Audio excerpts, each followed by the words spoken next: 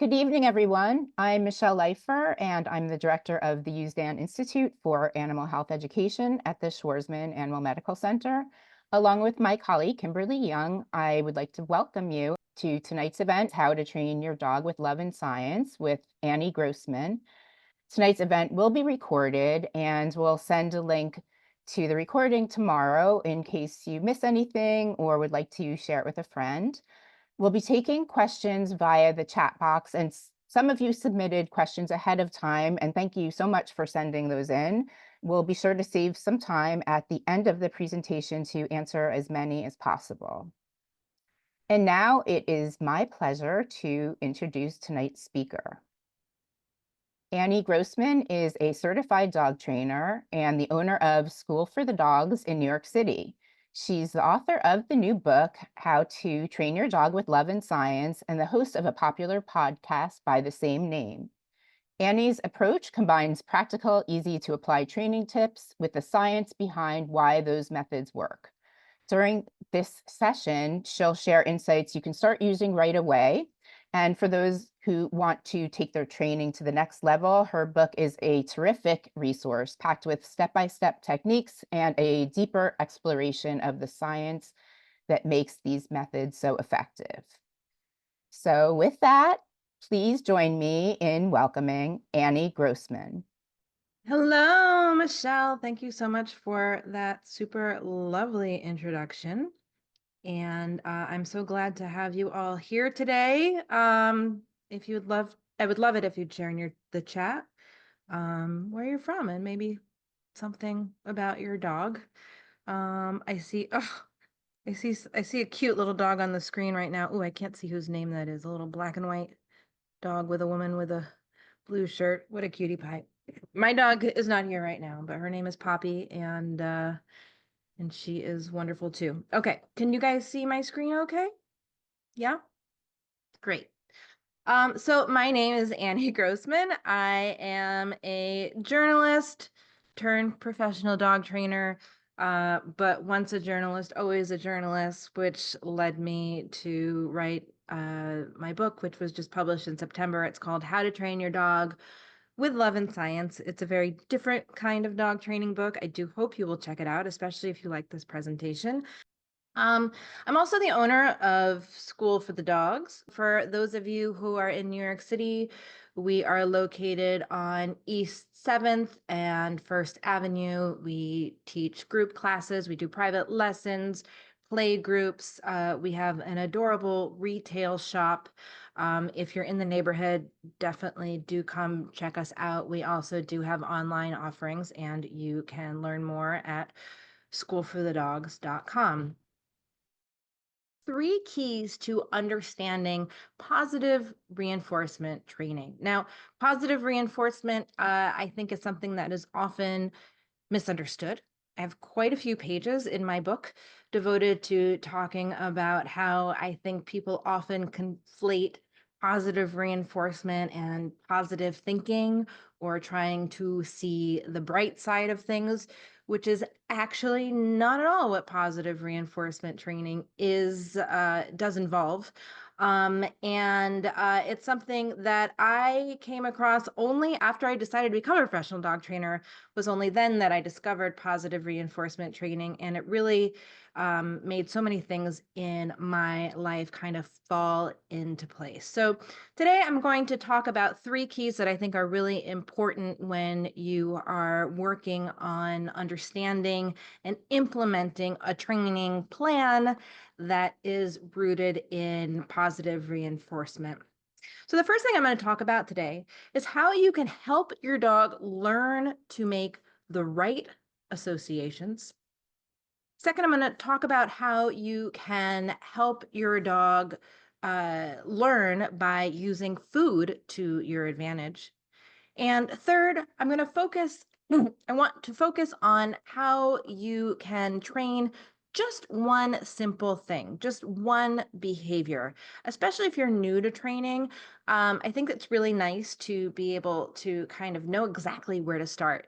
And so I'm going to show you the one exercise that I think you can get started with, and you can get started today. So, first off, let's talk about how you can help your dog learn to make the right association. So, there are actually two types of learning that we talk about all the time with dog training, or at least I talk about it all the time as a dog trainer, and they are learning by association and learning by consequence. Now, when you are thinking about learning by association, you're thinking of term in terms of if X happens, then Y happens. There's no specific behavior required. Uh, what you're doing is making an association that you've learned to make between two things. So, for instance, when your phone beeps, you look at it because you know there is going to be a message. But the message isn't there because you looked at it. It was going to be there anyway. A dog might bark at the doorbell because she knows someone's going to come to the door and she likes to bark at people. That excitement about people leads the dog to bark. The dog is not barking in order to make someone come to the door. The dog is barking because of the association that's been made that creates the behavior. Now, this is different than the way people usually think about dog training. Usually people want to train their dogs to do specific things with specific commands. You take a class in order to teach your dog to sit, to lie down, to leave it, to drop it, to do things. And in most cases, this kind of learning is more about learning by consequence. If I do X, then Y happens. If I sit, then I get a treat. If I bark, people pay attention to me. I'm going to talk a bit more about this kind of learning. Certainly, it's one that you know all about. If I go to work, then I get paid. If I show up at school, then I don't get into trouble. But first, I want to talk about learning by association because I think it's really often overlooked. And in my opinion, it's the more important kind of training, the more powerful tool in your toolbox, especially if you're working with a puppy or if you have a dog who has aggression issues that are most likely stemming from fear. Learning by association is also called classical conditioning or Pavlovian conditioning. It's called Pavlovian conditioning because it was named after Ivan Pavlov, who was a scientist in the late 1800s and early 1900s in Russia. He was actually studying digestion in dogs. People think he was a psychologist. He wasn't. He was a gastroenterologist. He was trying to capture dog saliva to measure it. He actually sold dog saliva on the black market as a kind of health elixir. But his experiments kept getting messed up because every time he walked into the room before he even gave the dogs any food, they would start salivating. And he realized that his mere presence was causing the same reaction from the dogs as if they were being presented with food. He was predicting the presence of food, and the dogs, without even thinking about it, were reacting as if they'd been presented with the food. So he started running experiments to see if he could make them associate other things with the food, like the light or the sound of a bell or a buzzer. And he quickly realized that anything that was repeatedly presented to the dogs before he gave them food would quickly trigger reactions from the dogs that were as if they were reacting to the food, even if the food wasn't there. Now, you can see how this kind of ability to learn in this way must have had some kind of evolutionary advantage for all of us, and that is why we learn this way. It's really helpful if you can predict things even just a little bit, because there are so many things we're just not born knowing about. Imagine you're a mouse, for instance, and you're not born knowing that the sound of flapping wings overhead is going to predict danger. But if you hear that noise and then your whole family is eaten by a hawk, next time you will probably scamper away when you hear flapping overhead. Of course, you learn this way too. Think about how your stomach sinks when you hear a cop car behind you on the highway. You weren't born knowing about that sound, and that sound isn't inherently scary. It's entirely possible that that cop car is out to get someone else. But that learned association that you have with that sound will likely impact your behavior and might make you drive slower. Thinking about this kind of learning and training, in my opinion, is really huge.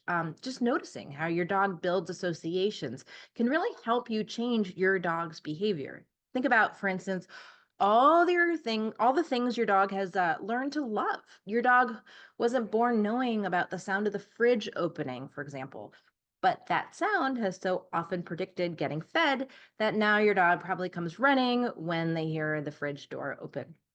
Or maybe your dog gets excited when he sees you grab the leash because he associates the leash with going on walks. The feeling about the fridge or about the walks, you unknowingly trained your dog to run to you when you grabbed the leash or opened the fridge door, and it was easy. Once you understand this so-called classical conditioning or Pavlovian conditioning, you can really train all kinds of things. There are lots of things you can teach using classical conditioning, including teaching drop it, for instance. What can be tricky about training new behaviors using classical conditioning is that you're not actually going to be rewarding a dog for a specific behavior in the beginning.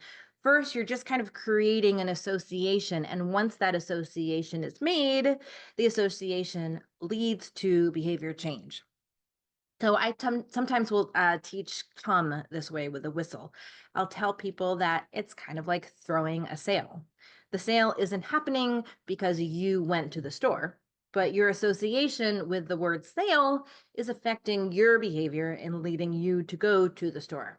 Like I was saying, you can teach come and drop it like this. So with come, say you blow a whistle and then you toss treats at your feet.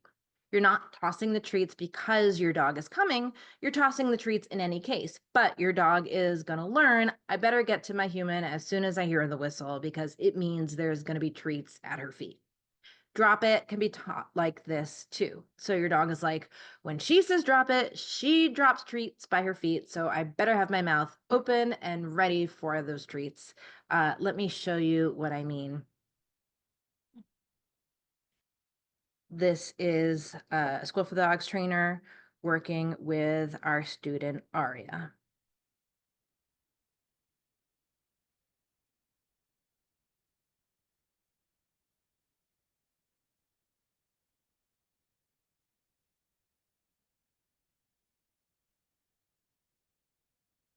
Oh, I think the sound's not here. That didn't work there. But she says drop it, and then she drops the treat. And what happens? Aria's mouth opens up because Aria wants to get that super yummy stuff in her maw. We can use associations to our advantage, but oops, how do I move screens here?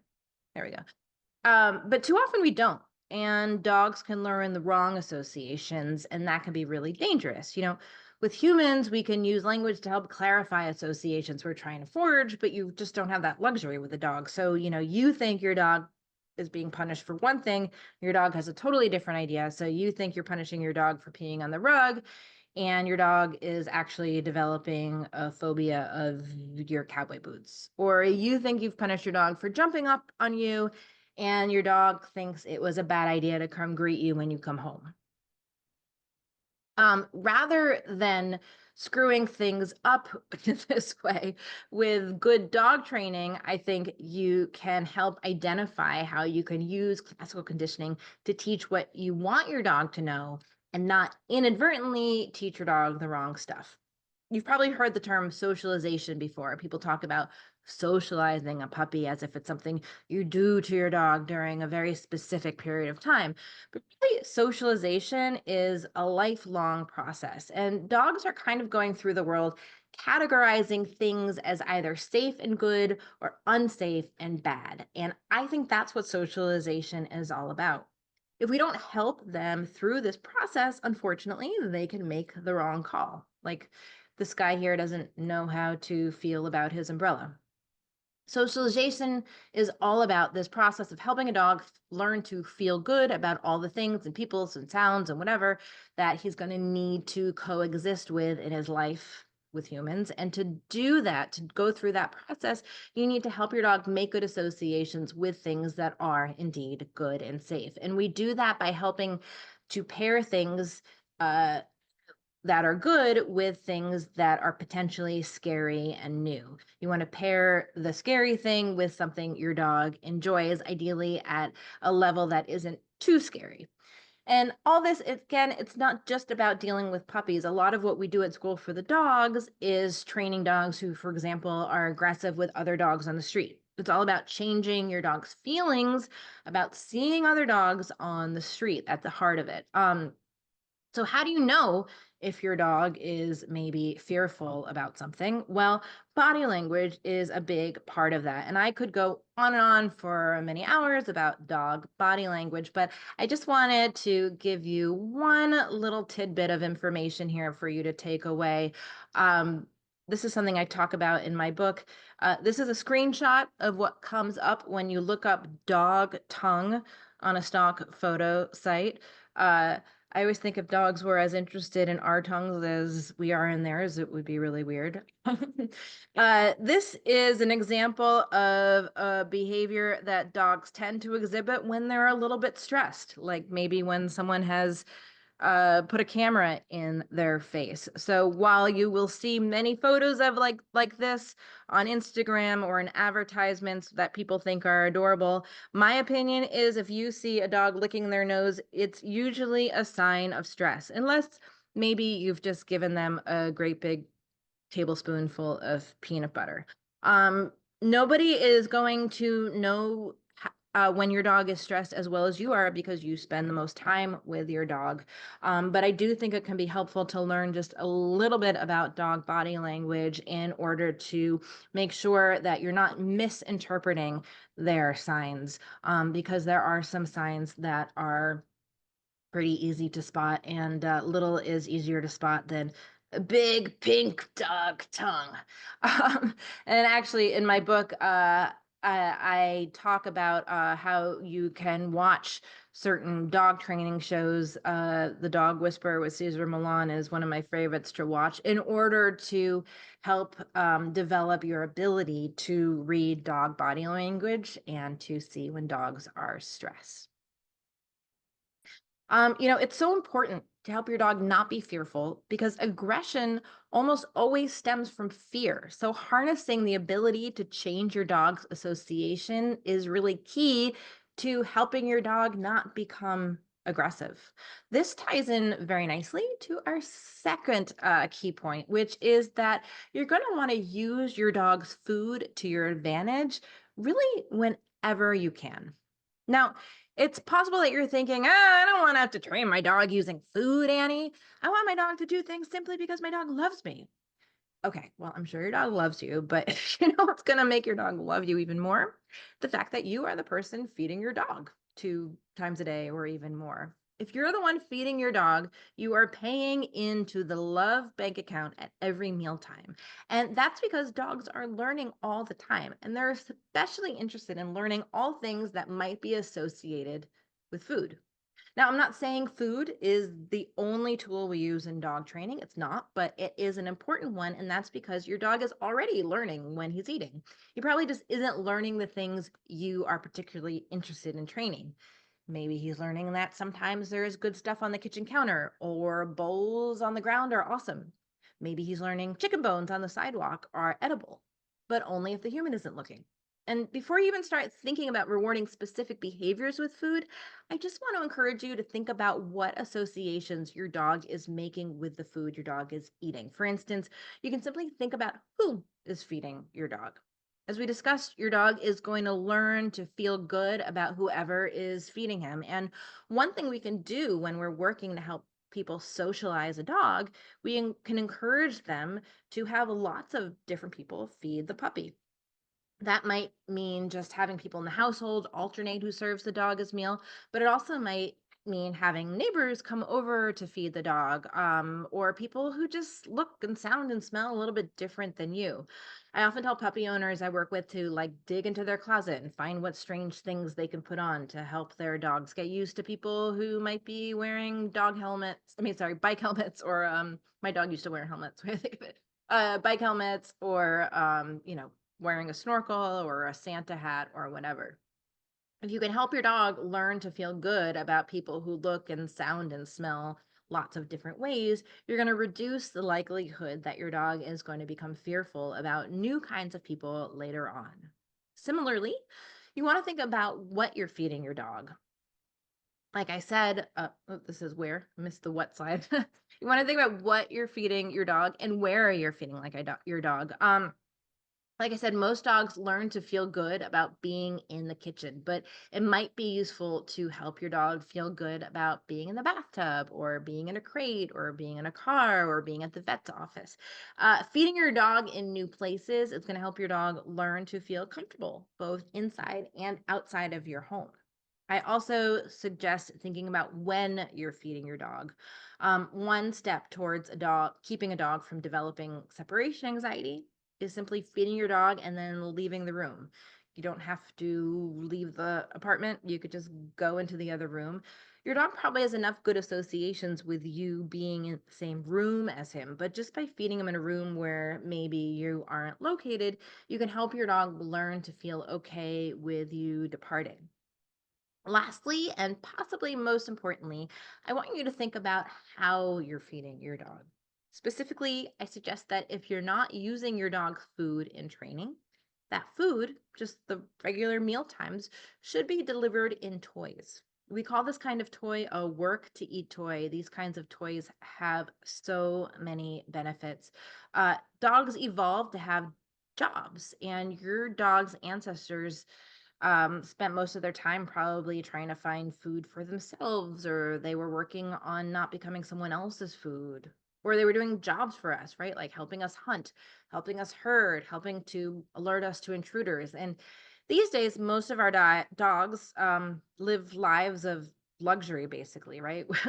They don't really have to do very much, but they still have a drive to do things, to problem solve, to figure things out, to work.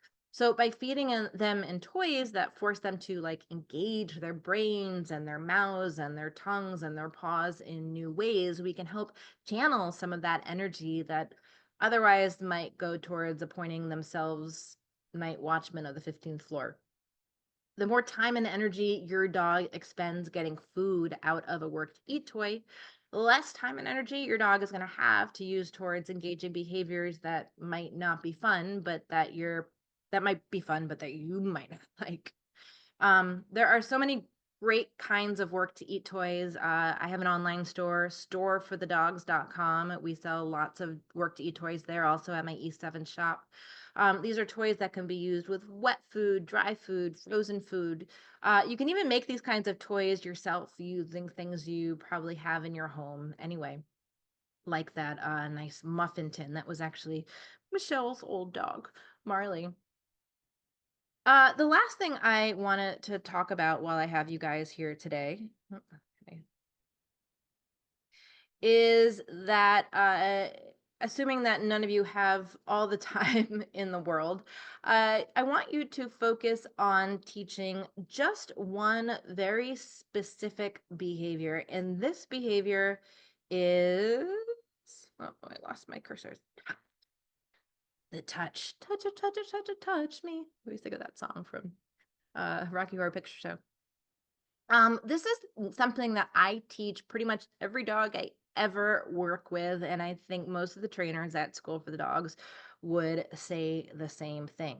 When you're teaching a touch, you're essentially teaching your dog to touch the fingers on your hand. There are different ways that you can do this, but this is just a really good way to start. It's their nose to your hand. Sometimes it's called a hand touch.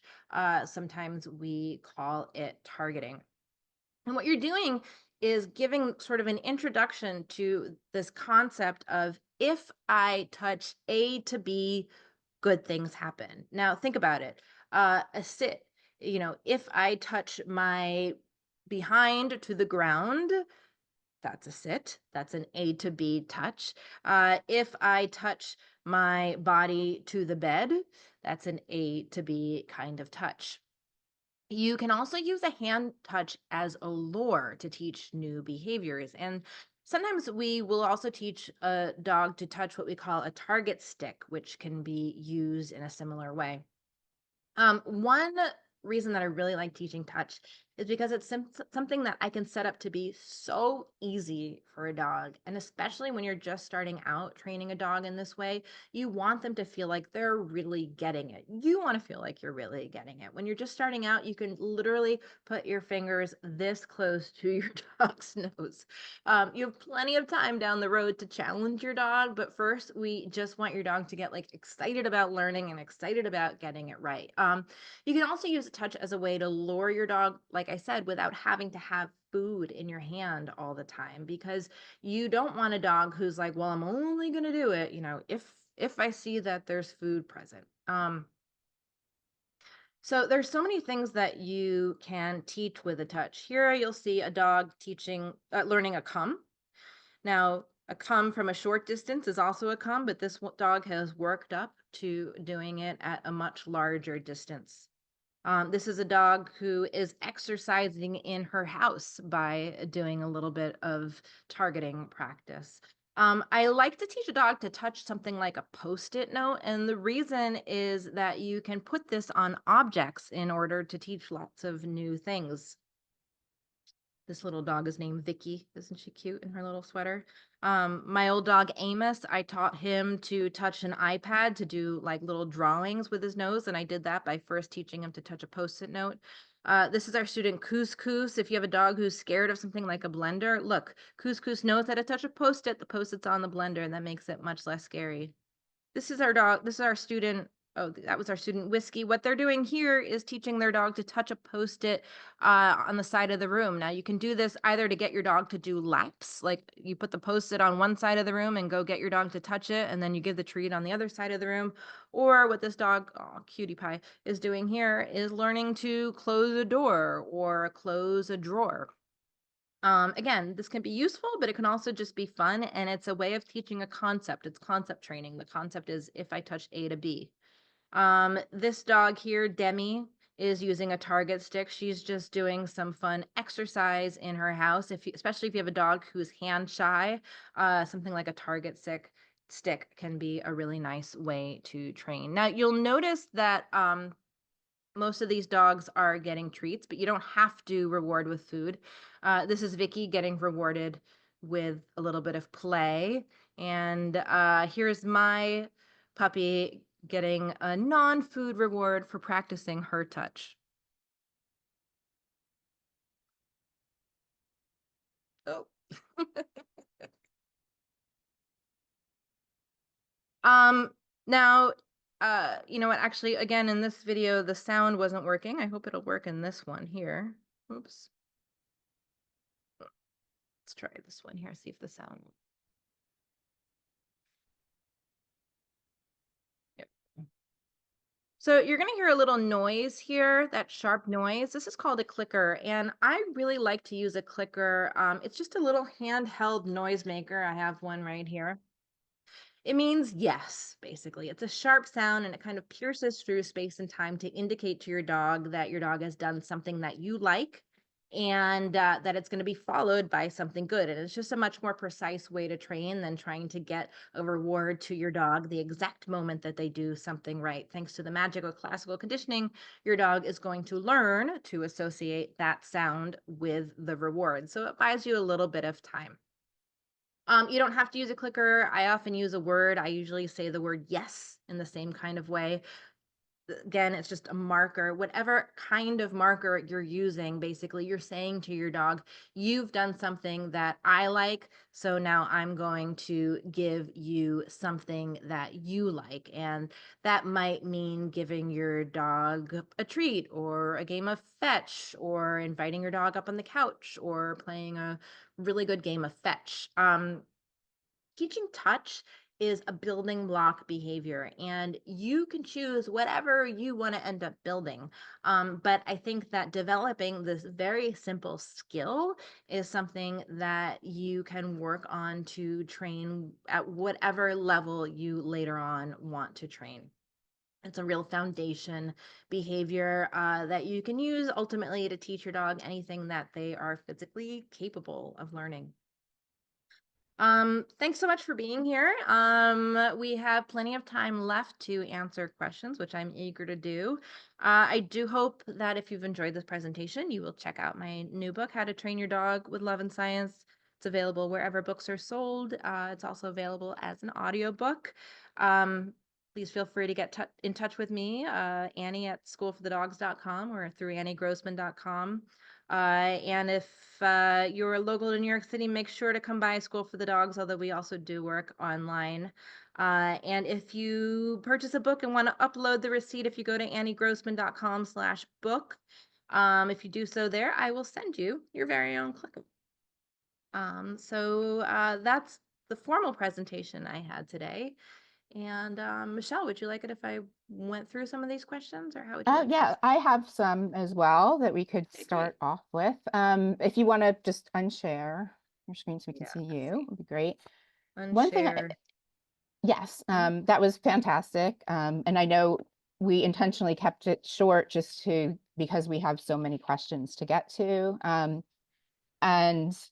one thing though, I did want to, I think you could clarify, would probably want to clarify, because you said about the dog whisperer that you like your favorite to watch it, but maybe why it's a good thing to watch, and just maybe talking about the difference between those type of that type of training technique and what you do. Sure. Well, I think the main difference is that, what you see on the dog whisperer is not really a technique. It's really it's a piece of entertainment. Um, Dog training, I think of it as a sort of strangely anti-progressive field. Um, in the last century, we've learned so much about animal behavior. And yet there still is this idea that persists of like, this is human psychology and this is dog psychology. When really, dogs and humans are both animals, and the science of behavior and the laws of learning are not species specific.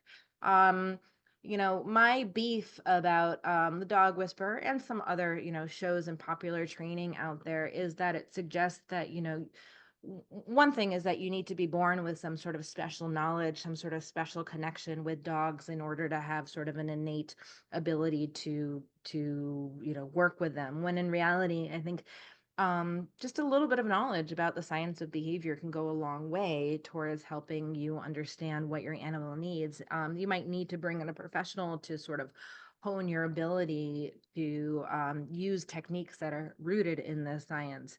But so much of what you'll hear on something like the dog whisperer is like, you need to change your energy. Well, like, what does that look like? And what's exactly wrong with my energy? Um, I like to be able to sort of operationalize problems and not just throw around words like that.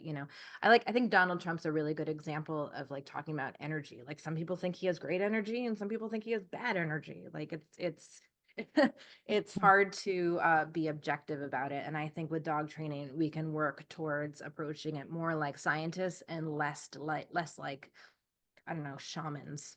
Um, I do suggest watching The Dog Whisperer, though, possibly with the sound off, just with an eye towards looking at dog body language.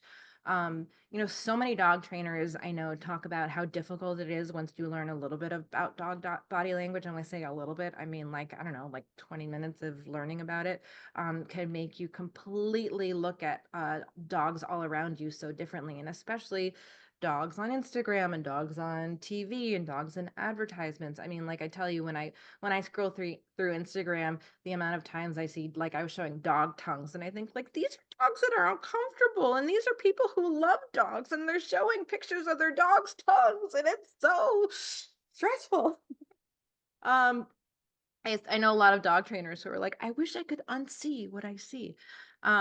And I don't think you need like a PhD level of education, and I think you need to just learn a little bit about common signs of stress. And like I said, no one's gonna know your dog better than you because you're the one spending time with your dog. I also, just as a side note, I think we are inclined to anthropomorphize our dogs and to, give our dogs narrate their inner monologues. Actually, Michelle and I met on a show called Too Cute, which is on Animal Planet. And she was a writer, I was an associate producer, and that whole show was about, making up stories about, which kitten was going to be brave and which kitten was going to learn an important lesson. And like, there's nothing wrong with us as, adult humans making up these stories about animals. And my kids watch Bluey and I enjoy it. But I think we go sometimes too far into putting together like inner monologues about our dogs based on like our human perceptions, instead of looking at like what they're actually telling us about how they're feeling. And the way they're usually telling us about how they're feeling is with their bodies. Does that make sense? It does, yeah. And actually, just a note on Too Cute, because I was also a field producer, and it was always in my nature, I would just wait it out because invariably they would do something amazing on their own rather than me try to force anything. And I just felt like that's the way things should be. And, rather, sometimes others would speed it up or want to, but I'm always like, just wait however long we need, within the time, we would always, again, do something that surprised and delighted me, rather than force Well, it. Yeah. yeah, So, and actually, and in the in the book I tell the story of how I was charged to go get a bunch of baby ducklings during one yeah. shoot. And the ducklings, I let them out of the box and they walked in a straight line across this bridge towards the puppies, and everybody was like so impressed with me, and I was like, I'm just gonna take the credit. But you knew what they would do, right? You just go by what nature tells The you. Yeah, ducklings were just doing what ducklings do. exactly, exactly. Okay, great. So, this relates to body language, I think, but just we have several questions about what's the best way to know what triggers your reactive dog. Several people had questions about on walks that their dog may react to certain dogs and not others, like wrinkly faced dogs or black dogs. And, so maybe that you would learn, but just explaining a little bit, I think in general about learning what triggers your dog and how to deal with it.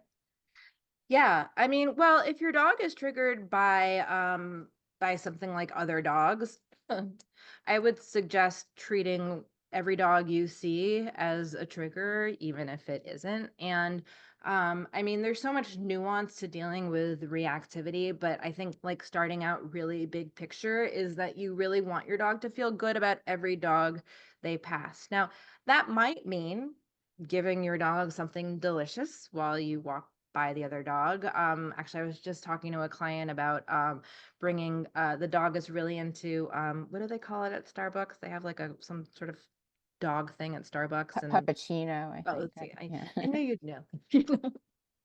But I was like, well, you could bring whipped cream out with you on the walk, right? And at School for the Dogs, we sell, actually at the Store for the Dogs, we sell these things called liquid treat Yeah. dispensers. You can put peanut butter in them, you can put cream cheese, whipped cream, whatever in them. And you see another dog, even if you don't know if your dog had seen that other dog, you whip out that thing and give your dog a lick. The other thing is you could change directions. Now, like I said, we want to use food as much as possible as a reward, because why the hell not? But distance can be a reward too, right? Like giving your dog the opportunity to run away from the dog that feels a little scary, that might be a way to actually reward the behavior of not being, cuckoo bananas around that dog, but also creating a good association. When I see a scary dog, I'm not forced to walk by it. Actually, Mhm. I can go in the other direction with my human. um when you're dealing with dogs who have reactivity issues on the street, and by the way, I should say that like I assume a lot of you are in New York City. I think we ask so much of our dogs in New York City. I mean, we ask a lot of people in New York City. The streets are crowded, the sidewalks are crowded, there's sounds, there's so much that's not predictable. So I think we need to like give our dogs a lot of grace and really like lower our expectations whenever possible. And if you have a reactive dog, unfortunately, that might mean having to get up really early in the morning for walks. Try and keep it as low key as possible. But more than that, I think, when you have a dog who is living in New York City, you should like err on the side of them being scared at all times, because they might be scared at times that you don't even notice. And really wonderful thing about having, most dog trainers in New York City go to people's homes, which at School for the Dogs we do. But I think one really wonderful thing about having a physical space is that we can set up situations where we can set up dogs to face things that might be scary, like other dogs being, within 10 feet of them, and up those situations so that they can handle them, slowly acclimate them. And that's the kind of thing that if you want to come, we actually have a class called Sidewalk Psychos, and that's exactly what it's about. But that's the kind of thing where I think like a really skilled trainer, ideally a skilled trainer with a facility, can be super helpful. Also, like I said, learning to read your dog as much as possible. Like again, no one's going to know your dog as well as you do. My dog is very clear with leash pressure with me on the leash, like about where she wants to go. And so I try and be very cognizant of even small amounts of pressure on a leash when she's pulling me. She wants to go home, so she doesn't have to like pull me with all her weight. She gives me a little bit of information about which way she wants to go, and I follow, because you want your dog to not have to like scream at you at full force, right? You want your dog to be able to like tell you these things in kind of a subtle way. Uh, So respond as quickly as you can when you think your dog is trying to communicate something with you whenever it's possible. Okay, great. We have a question. So I just want to like hone in on this a little bit more about, sorry to bring him up again, but Caesar Milan, because, and just to kind of, okay, it seems that the dog whisperer uses aversive methods for training. Frequently, I hear people repeating how you have to be the boss and dominate your dog. That would extend to forcing them into a submissive position. This is quite confusing, but does not seem to be an example of classical or operant conditioning. That's correct, right? So, yeah, just to, An example of classical and operant conditioning, I would disagree, because anytime your dog is she says making not, yeah, yeah, no, not a no, you feel like it is. Okay, yeah, I mean, classical conditioning isn't inherently good. It's just about making an association. The example I okay, gave just now was about, the cop car coming. That makes you right. feel scared. With the example of, the dog whisperer, the presence of the dog whisperer might make you feel scared. And operant conditioning, I didn't get to operant conditioning in this presentation, but part of what, a lot of dog trainers definitely shy away from using like sciencey kind of words like operant conditioning. I like to talk about the science because I think there's kind of like a fifth grade level of the science that I mean, I'm Mhm. not a scientist. I think there's kind of like a basic level of the science of behavior that unfortunately most of us don't learn in school. That I think can be really helpful towards just understanding the world around us and certainly our dogs. I mean, to me, I always think it's funny that like I had to go to vocational school as like a 30-year-old to learn that there was a science of behavior. Um, but operant conditioning is often broken down into like four parts, or actually five. But they are positive reinforcement, negative reinforcement, positive punishment, negative punishment, and then extinction. Extinction basically means nothing happens. And positive reinforcement, just like if I give actually I did a podcast episode, I think, where I tried to explain all the parts of operant conditioning in 5 minutes or something. Like I'll try and do it even faster here. Positive reinforcement just means that a behavior is encouraged because something is added to the equation. And I think what really gets confusing about the term positive reinforcement is because we think about positive as like good and hearts and stars and flowers, right? It's not. It's positive as in adding something to the equation. So you know if a behavior was positively reinforced if the likelihood of it happening like if it's happening more and more, it means that it's being positively reinforced. Now, you might not be positively reinforcing it. It might be something else in the environment. And that can be tricky. Negative reinforcement is also encouraging a behavior. Negative just means that something's being taken away. An example that I think is easy to synthesize is, you put your seatbelt on in the car because when you put your seatbelt on, it makes the annoying beeping sound go away, right? Something is getting taken away in order to encourage the behavior. And punishment, the other side of the flip side of the coin, is discouraging behavior. So when you talk about like Caesar Milan and aversives, yeah, a lot of what he's doing is trying to discourage behaviors, and the unintended consequence is a lot of times what's happening is those dogs are becoming super fearful. And unfortunately, when dogs are like really fearful, I mean, like people too, they tend to shut down.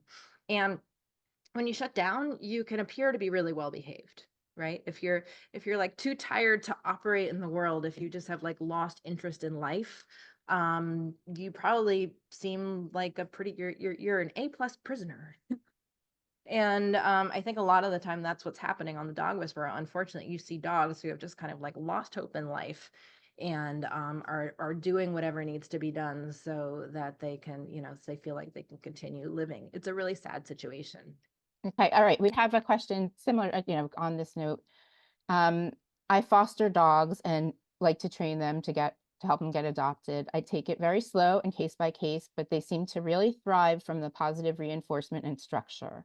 Are there any suggestions when training foster dogs that we don't have a lifelong relationship with and dogs that come with trauma? So I guess to set them up for success and just how, if it's not going to be your dog, maybe to how to keep that going. Well, I think it's a huge gift that we give to dogs when we put them in foster homes, even if it's not going to be a forever home. I mean, I think it's not a bad idea to extend your idea of what you think about as dog ownership to begin with.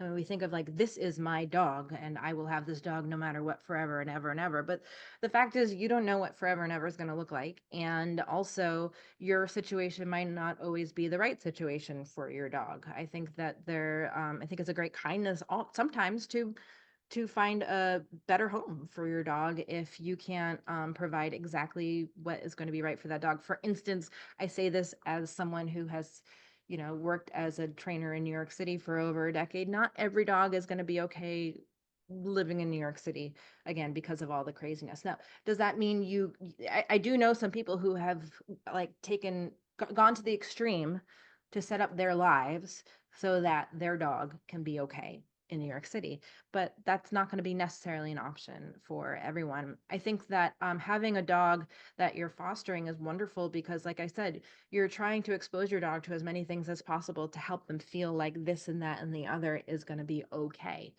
to help them make those good associations. So that's great that you're doing that. And if you're looking to get a dog, I think getting a dog that comes from foster care or some sort of home-based rescue or a breeder that's home-based is a good thing because you want a dog who's been able to create those associations with being in people's living rooms with people coming through and the sounds of the TV and the vacuum cleaner and all this, that, and the other.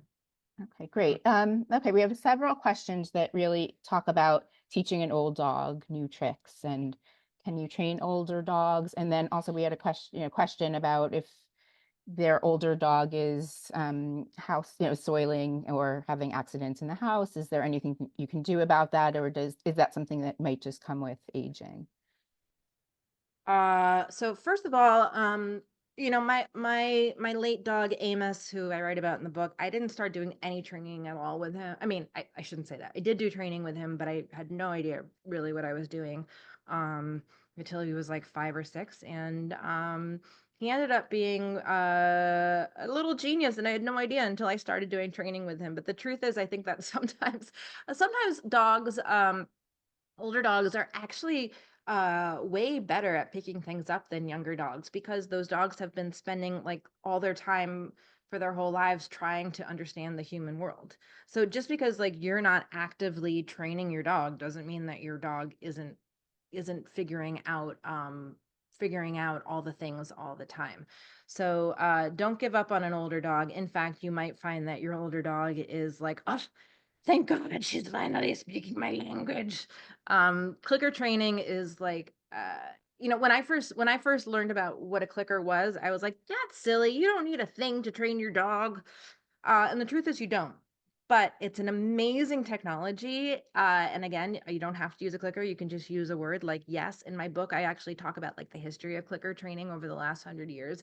It's such an incredibly simple bit of technology that is so powerful in that I think it really like slices through the static for your dog and gives them very clear information about what it is that you want. And this is a technology that is actually relatively late to the world of dog training. It started out um, it started out with marine animals. It actually started out in B.F. Skinner's lab at Harvard in the 1930s. But mostly it was done with marine mammals until like the 1990s. And I think I'm a huge fan of clicker training. And if you haven't tried it yet, I suggest checking it out. It's a lot of fun. The other question about what was it, peeing in the house? Yeah, I think or pooping, but yeah, Yeah. one of them. I mean, with older dogs, unfortunately, just like with older people's, like our bodies change. And if you're having a sudden behavior change with your dog, whether it has to do with their bladder or bowels or their behavior, definitely check with a vet. Um, if you have access to a veterinary behaviorist, their veterinary behavior, it's kind of like being a psychopharmacologist with for dogs. It's a very niche field of veterinary medicine. There are only about 100 veterinary behaviorists in the entire world. If you need help finding one, you can let me know. Um, but I would start with your regular vet if you see your dog with a sudden behavior change or something like controlling peeing or pooping. That said, I have sometimes seen when dogs are having issues with their bladder, I have sometimes seen people see a great turnaround by changing their dog's food, especially going towards something that's more of like a whole food. Kibble is and canned food are both highly processed, which means there's just going to be more waste. The body is taking fewer of those nutrients in and letting more of them out. So if you have your dog on a kibble, you might try something going towards something that's more nutrient dense. I usually suggest like a fresh food or something in the frozen section of the store. There's a wonderful resource called truthaboutpetfood.com. Woman named Sue Thixton who does independent research and puts out a list every year of independently researched dog foods that she recommends. I try and only buy things that are on her list. I think it's a recommended donation of $20 or something like that. But dog food or pet food in general, we tend to feed our pets the same thing every day. And if there's something that doesn't agree with them or there's any kind of toxicity to that food, the buildup can be much more dramatic than it is with humans who are changing their diet more And also regularly. just check with your veterinarian too. Yes, I for I sure. know that our veterinarians recommend to find, I know with dogs, sometimes you don't want to change it up too much, but to have two different brands that your dog likes. So in case you can't get one, that's always a good idea. But yeah, I mean, Yeah, our veterinarians are really wonderful to just run those by them. But thank you for also bringing that up because I think yeah. it's important to check the health, that maybe it's a medical issue. Um, Okay, let's see. So we have several questions about, and I know this is a topic that could take a while. We actually have a couple of webinars which we can send out tomorrow to everyone on separation anxiety. But if you could speak just a little quickly about that, that would be great because we have several questions on that. Yeah, well, it's interesting. There's been like a hockey stick increase, I think, in dog trainers who specialize in separation anxiety since the pandemic. For better or worse, a lot of people got dogs, and then for better or worse, a lot of people had to go back to work.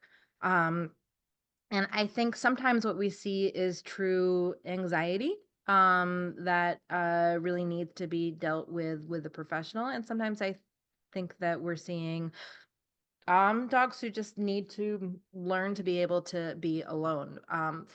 But too often, I think we approach teaching dogs that they need to learn to be alone by just like leaving them alone and then, waiting for them to basically bark it out or cry it out. Um, what can happen is your dog realizes that barking doesn't work, scratching at the door doesn't work, but chewing on their crate work. They end up getting out their stress in some other way, um, which is not ideal. Rather than working, like I said at first, sort of addressing just how they generally feel about being alone, we too often skip to addressing the behaviors.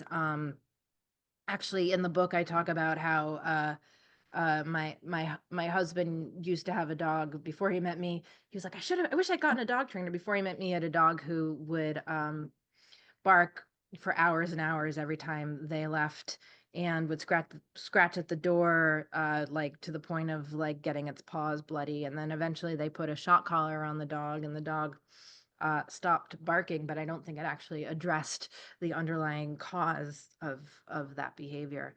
So think about, what associations that you can help your dog make with you leaving, and then it's really important to not let your dog get above threshold. You want to sort of like always make sure you're only leaving for an amount of time that your dog can handle, which can sound crazy and difficult, but fortunately, most of us, at least in New York City, live in places where it's not that hard to find people who like dogs and maybe don't have dogs and want to spend time with dogs. I'm a big fan of what I call like dog share. Again, sort of expanding the idea of what we think about as dog ownership.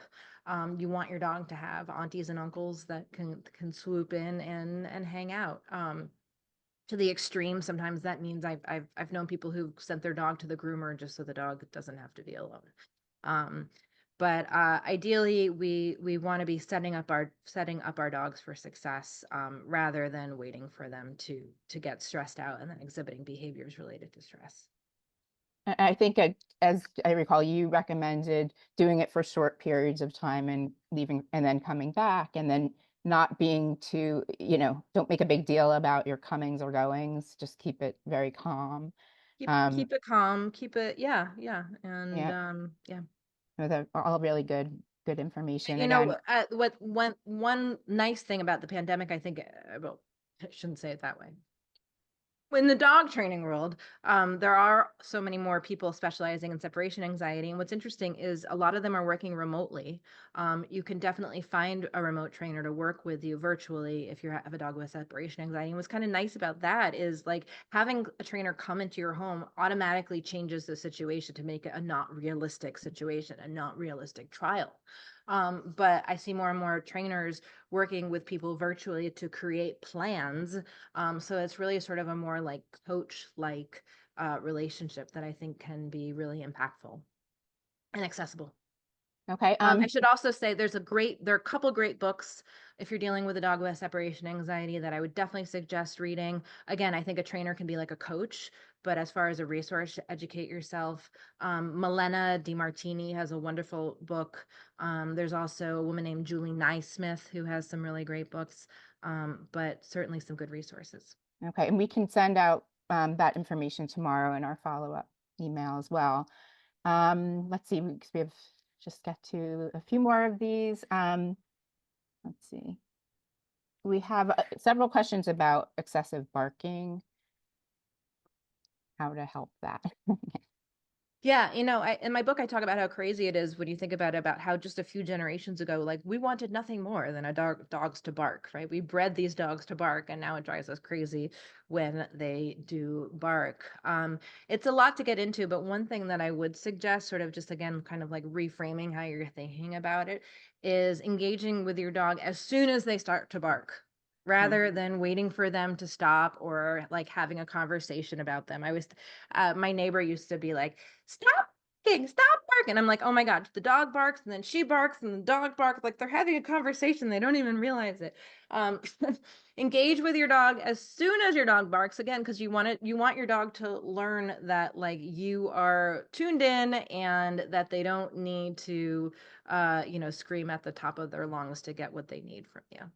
Um, Okay, so and we have a question. I mhm. believe you trained your cat with like a clicker trained your cat, right? Or I know people do. You Would can these absolutely clicker techniques, train a cat. yeah, work with cats? Mhm. Yeah. I know. Yes, yes, Yeah. you can absolutely clicker train cats. Yes, I don't really know what else to say about that, but lots. Yes. Well, You could clicker train a worm.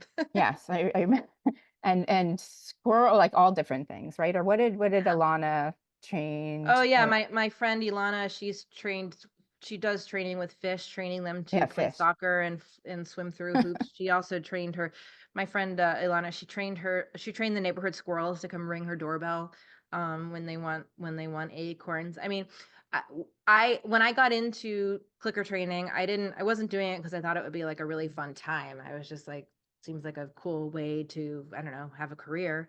But what I found was like it's just kind of like this game that you can play. I mean, not only with dogs, but all kinds of animals. And it's a really sort of magical window into understanding learning.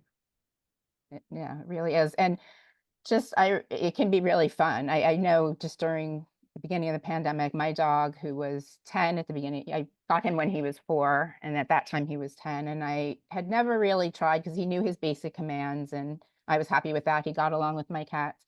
But just out of kind of boredom or something to do for me, I was like, let me try to train him to give paw. And I did at 10. So, but it just is really fun. And to circle, Yeah. I got him to circle. And Well, and what's I just funny think is there's like a the more lot there. things you train, even if you're just training like silly things, the more you're developing your dog's vocabulary. And that can actually work to combat stuff like barking. Because, if your dog is just known their whole life, I barking and I get what I want. Well, okay, what are they going to do? Bark. But if your dog sometimes, does a spin and gets what he wants, or sometimes, I've trained my dog to nose my thigh when she Mhm. wants something, which it's not like a parlor trick and it's not like something particularly like useful, but it's less annoying to me than having her bark at me.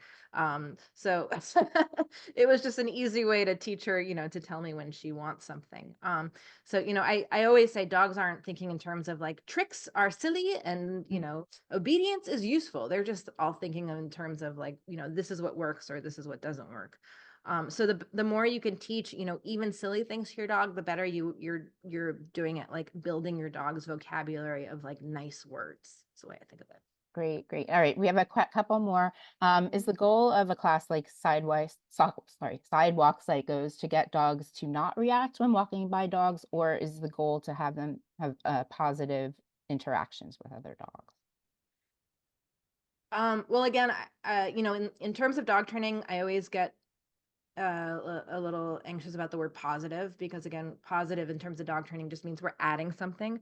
Doesn't mean that Or we want maybe them to have, good, or right. yeah, Do we want them to have good associations or, with other dogs? or get along with Sure. other dogs. I think they're saying it just is to like have them Oh, tolerate, or I just don't yeah. think every dog, I think many dogs are never going to be okay having, nice interactions with other dogs on the street. I think that's just a fact. Hmm. And again, I think we're setting our dogs up for a lot by like walking them on the city streets with all these, unpredictable stimuli and other dogs walking around. In fact, I would suggest erring on the side of having an antisocial dog. Have a dog who's never going to say hi to other dogs on the street, if only because I don't necessarily trust other people and their dogs and their ability to know if their dog is dangerous or not. So when in doubt, I don't let my dog say hi to other dogs on the street at all. I think going towards the goal of having a dog who's social with other dogs might not be a goal that's meetable for every dog. And often people want their dogs to be more social than the dogs actually want to be. So I would say the Absolutely. goal for most people who come to sidewalk psychos is to be able to walk down the street without being stressed out. Because again, like we are learning by association too. And I know plenty of people with reactive dogs who themselves get stressed out when they see other dogs in the street or when they hear the sound of a skateboard, right? Because they've been stressed out so many times because of their dog. So I would say the goal is like coexistence, bathrooming, getting whatever exercise needs to happen, not necessarily, getting along with other dogs. That isn't to say that you can't train a dog to, have good interactions with other dogs, but I think that's like a secondary goal in many cases. I know just on leash can be tricky anyway, right? When they're meeting that way, and just different dogs have different or more sensitive to the greeting. So, Right. I yeah. mean, on their own, I mean, my dog on her own, I think would prefer greeting dogs off leash at 10 Hmm. feet. Like that's Yeah. probably what make her most happy. But I can't always give her that. Yeah. Yeah. Okay, we have a question about let's see, how to encourage your dog, if this is possible, to enjoy water more, running into a lake or jumping into a pool instead of being aquaphobic. I have a 7-year-old beagle who can swim very well when I carry her into the water and set her out, but will completely flee if by default. I would get another dog. No, just you're Not get rid joking. of your dog. Just get a dog that's more interested in water. I Well, mean, I don't just let your know. dog do what they want, right? I mean, if they're Yeah. not into it, yeah, get a second dog, you're saying that would, yeah, Don't you don't need to get rid of your yeah. I don't know. I mean, maybe other dog trainers would say differently, but my feeling would be if your dog is that old and is not into water, maybe just don't push it. Again, like I think sometimes there's things we want Hmm. for our dogs that are not like I would love my dog to be a dog park dog. I like going to dog parks.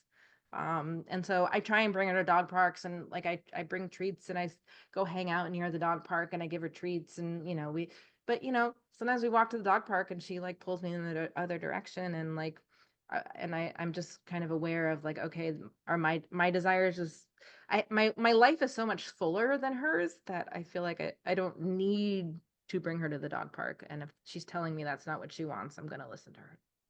My dog, I had a pit bull that loved the dog park. We were there every morning, but initially I was very nervous to bring him in, but yeah. So I think it can be good for some dogs and not for others. And I think you write in your book too, if your dog just wants to go there and sit on the bench next to you, don't force them, to do more than that, Yeah. right? Think it's just kind of Yeah. respecting our dog's wishes, which I know everyone here does. And I love many of the questions are, a few of them are, how do I do these things without hurting my dog's feelings? Which I really appreciated, the training, but Yeah. Yeah. yeah. Um, so let's see. Anything else that There were so someone wrote here, Allie wrote, how is the seatbelt not positive reinforcement? Because you're adding the seatbelt to make the beeping go away. So I wanted to mention this because I also had seen that there were a couple questions about Napopo. mm-hmm, Um, so Napopo is negative, positive, positive training, which is like it's a bit of a fad in training that usually uses an e-collar. And then NEPOPO is negative, positive, positive. All of this stuff is happening all at once. So we can slice it into this behavior is being positively reinforced or this behavior is being punished. But in my book I talk about how there's these things are constantly in flux, constantly in play. So the idea of Napopo is if I give my dog an electric shock, it's discouraging a behavior, it's negative. So there's something being taken away though, because when the bad thing goes away, the behavior is then being positively reinforced, right? Like if I put my seatbelt on to make the bad thing go away, the presence of quiet is positively reinforcing the behavior of having put my seatbelt on. So it can be very complicated to start parsing these things.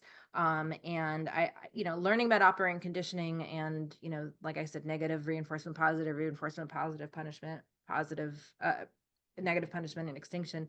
I mean, I could talk about that endlessly, and in my book, like I talk about them in a very holistic way, sort of looking at them beyond just dogs.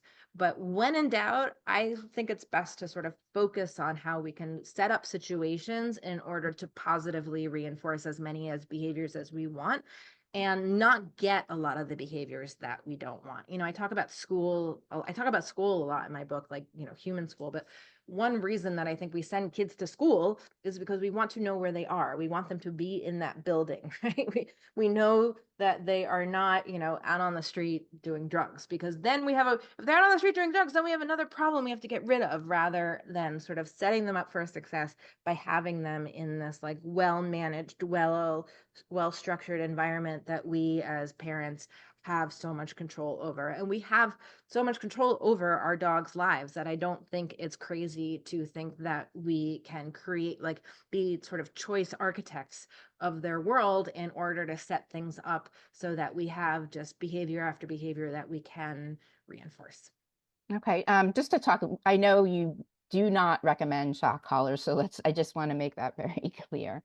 Um, Right. So yeah, I've seen it too, just the dogs in some of the dogs at the dog park, and not to, cast aspersions on anyone, but just would use that, and it was maybe a quick fix. But then the dogs were always very, very anxious, and I'm not saying universally, but from what I saw, that it didn't work. I think it can have these negative Yeah, I consequences. mean, So I know people who have gun dogs who are very active with their dogs, and the dogs wear shock collars, and they'll tell you that their dogs are super happy and fine, and I don't doubt it, but that doesn't mean that some dogs aren't going to be like permanently damaged from yeah. fear from where I mean, I my dog is extremely sensitive, and I'm pretty sure if I put a shock collar on, it would change things maybe forever. Just follow up to what you said earlier. So when your dog starts barking and you get to the dog right away, what do you do or say to stop the barking? Whatever you need, whatever you need. When I first started training, um there were two dogs at the with the mentor who I was working with, two other students, and they had two dogs, and one dog who was like a big Rottweiler type went after the other dog. And my teacher took a bowl of dog food and shoved it in the dog's face, the Rottweiler. And I was like, well, that's crazy. Aren't you just rewarding the dog for going after the other dog? And and what he told me was, I am changing the situation. I'm changing what's going on. And now I completely understand it. Now, not only was he changing the association, other dog in the room means stuff in my face, but he was keeping that behavior from being continually reinforced, right? The Hmm. the longer that dog spent going after the other dog, the more that going after the other dog behavior was being reinforced. He cut it off, and he took control over what was rewarding that behavior. Now, like I said, sometimes when you're thinking about training using associations, you're going to end up feeling like you're rewarding a behavior that you don't like. But in the scheme of things, dog trainers talk about like Pavlov's always on your shoulder. Skinner is who we talk about when we're talking about like learning by a consequence. If this, then that. If this, if I sit, then I get a treat. Skinner's there too, but Pavlov's here, and Pavlov's always going to be the louder voice because it's a much more basic kind of learning, that kind of learning by association. And it's the kind of learning that's going to ultimately change the resulting behavior. So if your dog is barking, figure out what it is that your dog wants, and give it to them, and don't think too much about like, well, am I rewarding the behavior? Because if anything, at least you're rewarding the behavior of barking once. You're not rewarding the behavior of barking 10 times. What can happen too often is the dog barks 10 times, and then finally you turn around and you're like, shut up. And your dog's like, oh, finally, she's paying attention to me. Hmm. So then you've like Yeah. inadvertently rewarded that behavior too. Or you're barking too, right? Yeah. I guess, And is that sometimes also, also picking like yeah. again, doing what you need to stop the behavior, in my opinion, is sometimes just the best thing to do. Like my old dog Amos, he used to bark sometimes, and if it wasn't appropriate, I'd pick him up. Yeah, He I mean, like, usually is like that, yeah, like redirecting sort of too? Could that be too? well, Like, I well, the mean, like food, giving them food or it, something else. it stopped the behavior. Did it stop the behavior because he was like, whoa, whoa, what's going on? Did Yeah. it stop the behavior? I mean, was I punishing the behavior? When you have like a a close, deep, and long relationship with a dog, like I did with Amos, like I wasn't too worried about like, oh my gosh, did I just punish something? Is he going to make a Hmm. bad association? Because like the bank account that we had of good stuff was, so Yeah. rich. Like we had like we had I had so much goodness on my side that if I needed to make like the occasional withdrawal, I didn't stress out Hmm. about it. But Hmm. again, every dog is different, and not every dog is going to be super resilient. And so as a professional trainer, I'm always, going to assume that I'm working with a dog who's highly sensitive. Okay, great. I have a 1.5-year-old dog who is, when excited, wants to play, wants to nibble on my hand. I've tried removing, giving him a toy, tried ignoring him when he does this and telling him no, but it hasn't worked.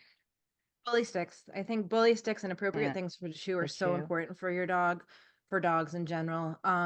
1.5 is a little old to be sort of inappropriately using their mouth, but it's not crazy for a dog to want to use their mouth to engage.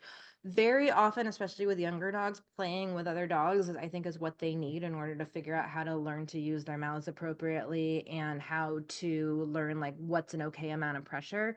But short of that, I would suggest getting like a bully stick. Actually, they are dried bull penis, if you must know. And holding one end of it, let your dog chew the other. That way, like they're spending time with you, but they're also like, getting their jaw exercised. I also really love flirt poles. Again, if you go to storeforthedogs.com, we have flirt poles there. You can even kind of make your own or any kind of like long tug toy, which again, you can also use in training. Like I showed a little bit in that video. You can, reward behaviors with a nice game of tug. But dogs need to use their mouths, and it's really important that we give them appropriate things to do with their mouths. Also, work to eat toys. Certainly, like ones that really force them to, dig stuff out with their tongues and their jaws. Snuffle mats, Kongs, all of that stuff. But think about like what can you do to help tire out your dog's mouth Mhm. that's not chewing on your thigh. That's good. We had a question about how to, if they like that their dog is protective and a watchdog, but don't like when they bark. So yeah, it's hard just to teach them it's good to be protective, but not barking all the time. So how can they do? Yeah.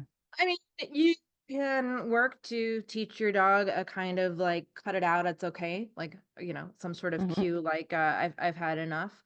In the book I talk about the treat and train. Treat and train is a remote control treat dispenser. I use a treat and train with my dog almost every day.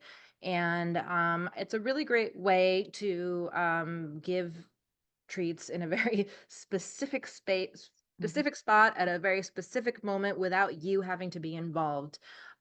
So for example, with something like barking, um, sometimes what I'll do is like my dog tends to bark when people come to the door. I can stick the treat and train remote by the intercom so that when someone comes in, they are not only, and I with a note saying like, press this button. They're not only pushing my doorbell, they're also pushing this device that dispenses yummy stuff, and you can choose dry food, whatever, peanuts, whatever. Um, but I keep it very far from my door. So what I'm teaching my dog to do is, hear the doorbell, run to the other side of the apartment where the treat and train is. Again, it's about creating that kind of new association. And also what you're doing is giving your dog something to do with their mouth. So if your dog is chewing on, whatever the food is, they're not also going to be barking. Peanut butter actually also works well like that because a mouthful of peanut butter is not going to be a barky dog. So again, like it can seem counterintuitive, but it's not necessarily a bad idea to have a dog who barks once and then you shove peanut butter in your dog's mouth. You're teaching your dog to bark once, not keep on doing it. But a lot of the time also super simple solutions to dogs who bark a lot in apartments can be like putting a strip under your door, which you can get at a hardware store. Like that little bit of space under people's doors, I think can be really triggering to some dogs because there's sounds that come in, there's smells that come in, there's like light that comes in at unpredictable ways. A noise canceling machine by the door, I think, can also be really helpful.